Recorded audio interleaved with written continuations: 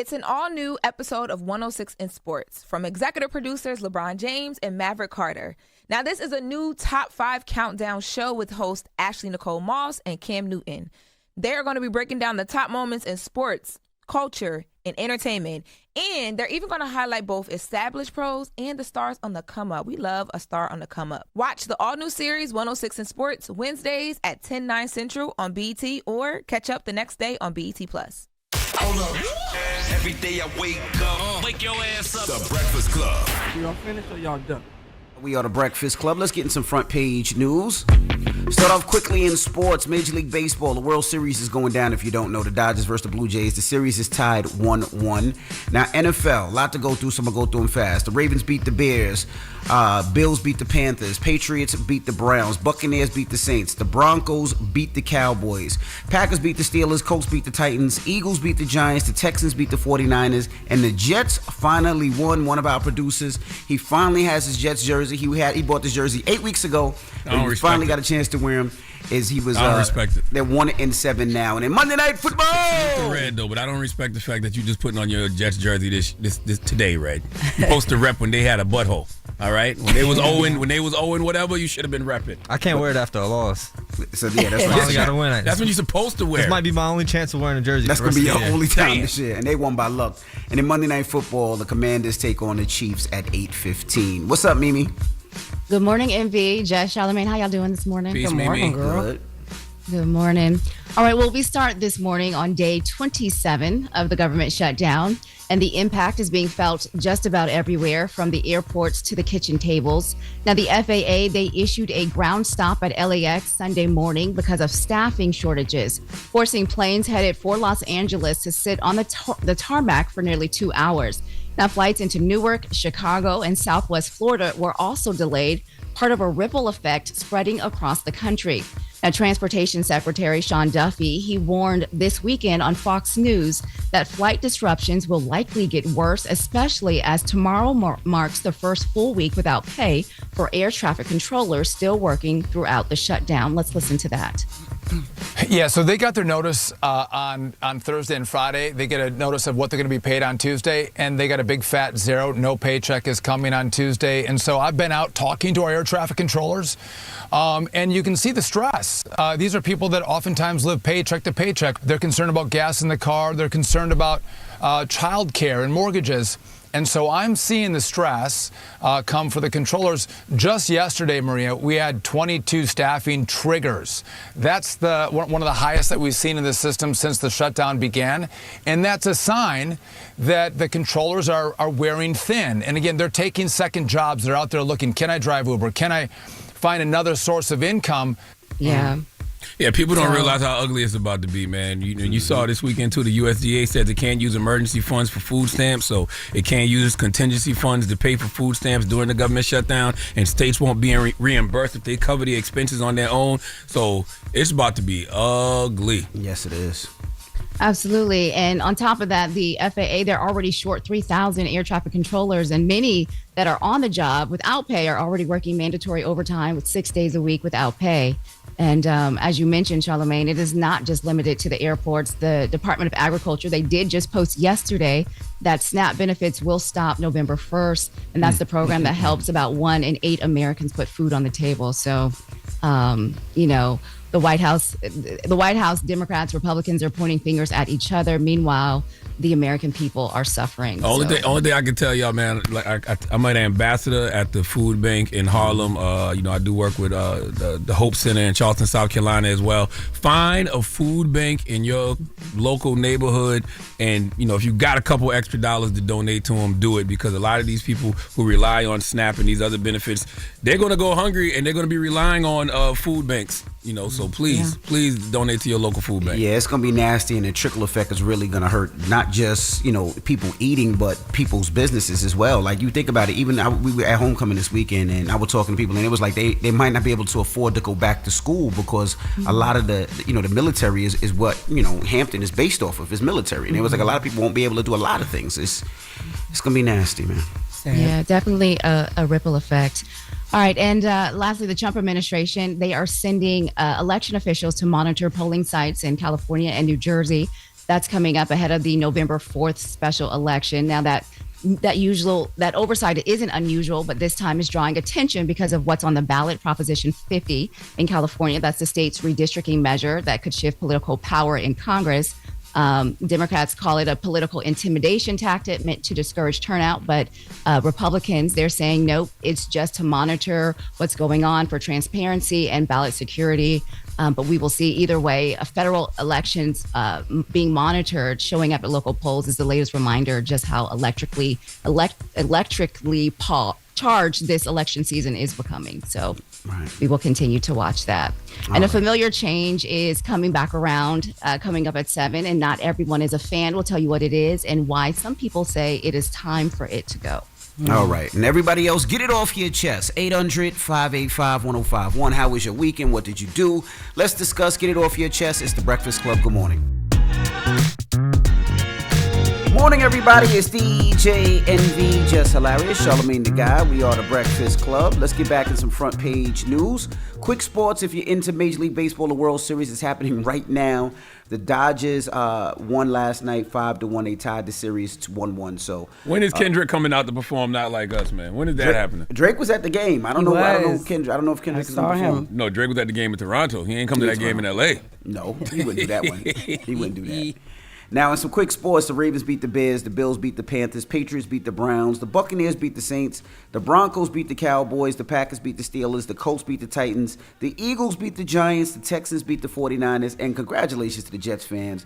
You guys won your first game this year. They are now 1-7. One of our producers and bought up Red. He has his Jets jersey on. He bought it 8 weeks ago, and this is the first time he wore it. Why, Red? I just don't understand why. Like, you got to rep your team at all times. Like, I saw a guy yesterday wearing a Jets T-shirt. And I felt sorry for him, but I was still happy that he was repping. You know, yesterday I had a Jets hoodie on in the first half, and I saw how bad the game was going on. I turned it off. I stopped watching. Damn. And I saw the win. I was like, oh, man, I finally wear my jersey. Now, tonight at Monday Night Football, the Commanders take on the Chiefs at 8:15. What's up, Mimi? Good morning, MV, Jess, Charlamagne. How y'all doing? Good. Blessed, black, and highly favored. How you doing, Mimi? Good, thank you. All right, so this morning we start this hour with developments of the Hurricane Melissa, now a powerful Category 5 storm packing winds of 160 miles an hour. Now, Melissa is expected to make landfall in Jamaica early Tuesday before moving onward to Cuba. Now, Jamaica, they are already seeing heavy rainfall, tropical storm conditions, and forecasters warn of catastrophic flooding, landslides, and destructive winds as the storm moves ashore. Now, mandatory evacuations are underway in low-lying areas. Airports are closed and emergency shelters are open across the island. Now, Cuba is also under hurricane warnings as officials there brace for impact late Tuesday. Now, the storm, it has already taken a tragic toll in Haiti and the Dominican Republic. In Haiti, landslides triggered by Melissa's rain have killed at least 3 people and damaged hundreds of homes. And in the Dominican Republic, flooding has cut off water to more than 500,000 people and forced evacuations as the storm barrels through northern Caribbean. So we'll continue to watch this. So sad, man. Absolutely. And moving back here at home in Pennsylvania, where what was supposed to be a weekend of celebration turned into tragedy at one of the nation's oldest HBCUs. Authorities say 25-year-old Jawan Jeffers of Delaware was killed in a shooting on the campus of Lincoln University late Saturday night. 6 others, all between the ages of 20 to 25, were wounded but are expected to survive. Now, the shooting broke out just after midnight during homecoming celebrations outside their International Cultural Center. Chester County District officials say they believe the violence was not planned but erupted spontaneously. Let's listen to that.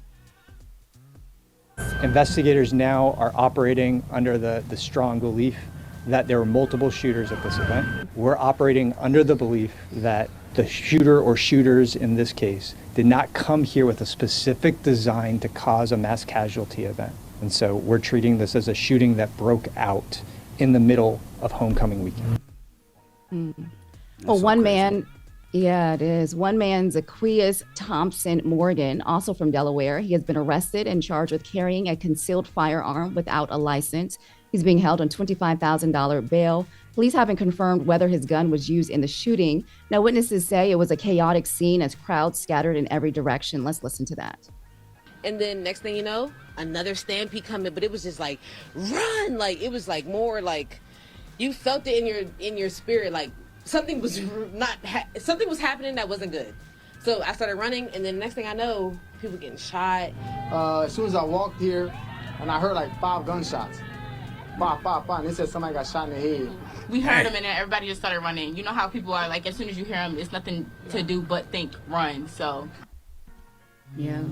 So sad. You've ever been you've ever been to a homecoming celebration? It's just like the crowds and just chaos. They said chaos erupted with people just running everywhere. Yeah, and like you said, if you ever been to homecoming, especially HBCU homecoming, that's one of the safest places to go. There's never another reason to bring a weapon with you. Like it's always love. It's always love and having a good time and celebrating school and school spirit and just catching up with friends. And sometimes homecomings don't just bring alum, but it's never a place to bring a weapon. I've never felt unsafe at a homecoming.